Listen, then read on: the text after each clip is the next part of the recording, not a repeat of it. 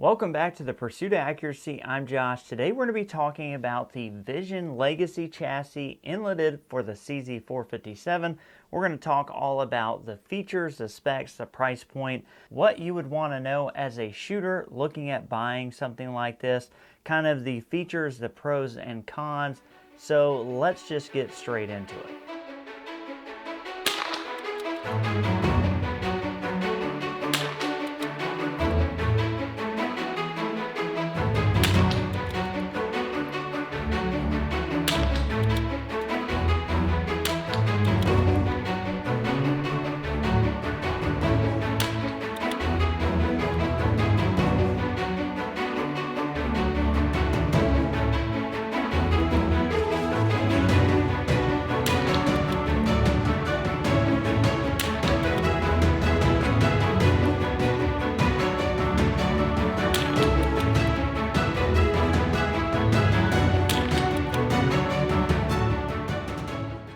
So the Legacy Vision chassis we're looking at today, right off the rip, just like the Vision Pro chassis, is going to be made of 7075 aluminum. So you're getting some extra rigidity out of that material, and that's going to be very important because this chassis is not monolithic. So it is not one piece, which can be a pro and a con, but I think the use of that 7075 is going to negate the con that you could get out of something that is not monolithic. So what I mean when I say that is that there is a midsection, there's a buttstock, and then there is a forend. The pro to this is that you can get this in different midsections. So maybe you wanted to buy one chassis, but maybe you got a CZ, maybe you got a Remington 700, whether it's centerfire or rimfire, maybe you got some sort of Tikka rimfire or centerfire. You could buy center sections for those rifles, and you could use those different midsections on this forend and this buttstock. So you could buy one complete chassis and then buy two other midsections for your other rifles,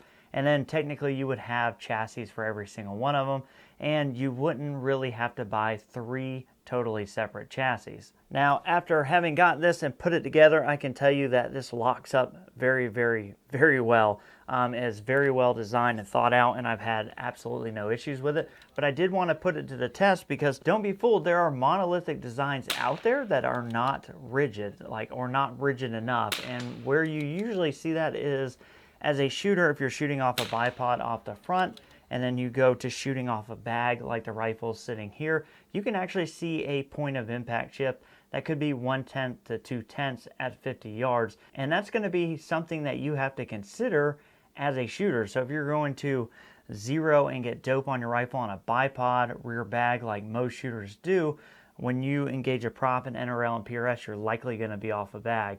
And then you're going to have to be thinking about that POI shift. So we actually went out to the range, had my buddy Len shoot this for me so that there's no funny business going on. I'm running the camera, he's running the gun. We shot two off the bipod, two off of the bag in kind of crap conditions, but we wanted to make sure that there was no POI shift.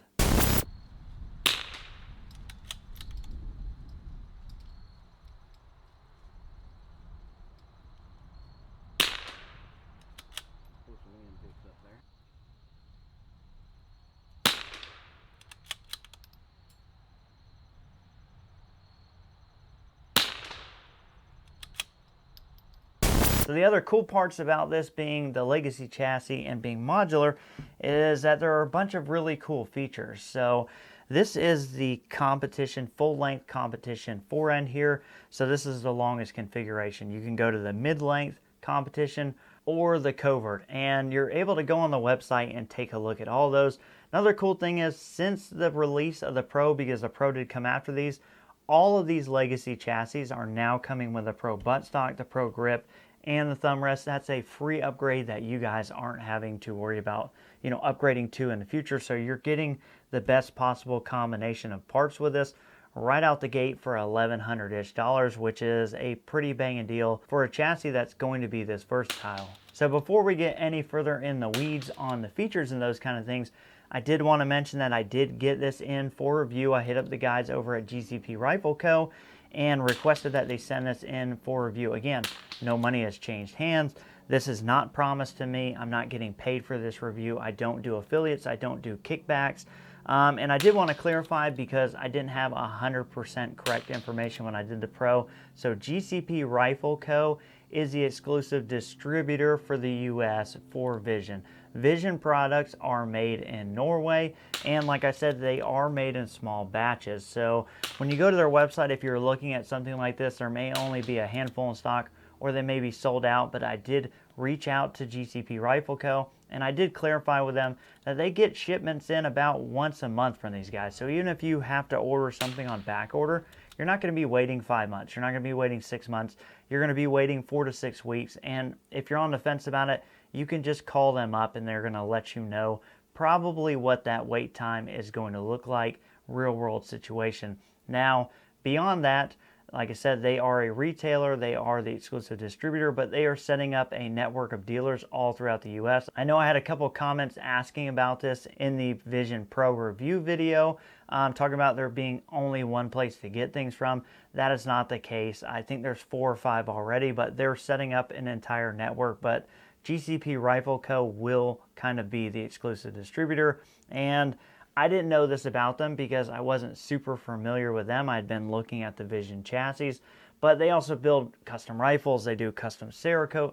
They do all sorts of things there. They build a lot of centerfire rigs. So if you're looking to get into a chassis, whether it's the Pro or, you know, the Tikka or the Remington or the CZ inlet on the Legacy chassis, they can do anything you want. They can do custom Cerakote, anything from just single color to crazy patterns.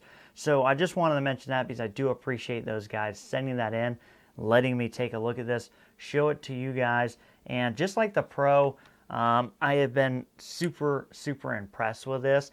So let's get back in the specs because there are a couple of important things to discuss. Now in the CZ inlet, the CZ action is 1.180 inches, right?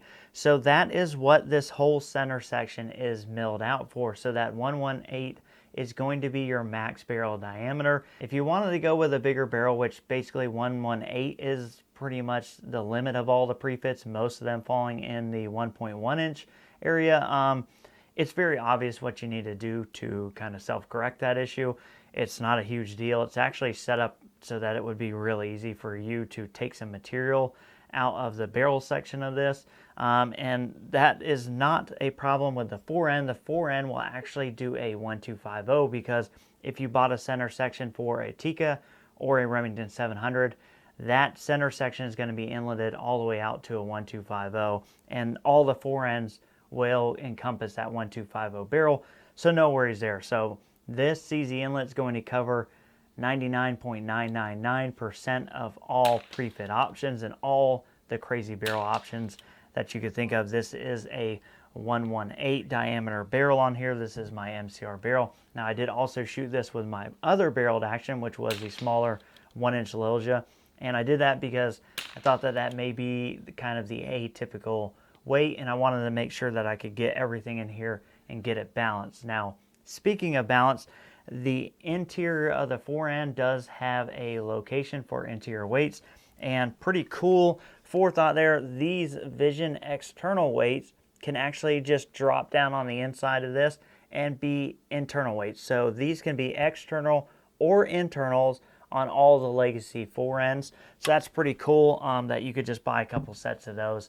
And, you know, if you needed a bunch of forward weight, you could put 2 up here on the internal and then another set up here externally. And you could basically consolidate all your weight forward to get that perfect balance. Now with a 118 barrel in this at 23-24 inches, one, I think it's a really good look, and two, it balances really well. I'm not running any internals, and as you can see, I have more room for other weights. So it's a pretty easy to balance setup as long as you have the proper diameter barrel. Now, if you run like a 0.9, that's like 18 inches, you're going to have to load this down with weight. That's going to be true of any chassis. So also, like the Pro, you're getting the full length ARCA. You are getting your QD cups and full M-lock all the way across. That is going to be true across all their chassis. And a big deal for the CZ guys is this magazine release area is plenty big enough.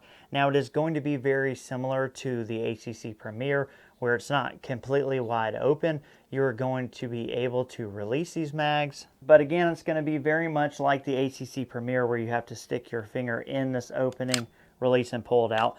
Now, this has never been an issue for me, but I know some people with kind of larger fingers do have a little bit of an issue getting to these areas, and that unfortunately is just going to be the nature of the beast. Again, I've had zero issues with that, both in the Premier and now in the Vision Legacy chassis.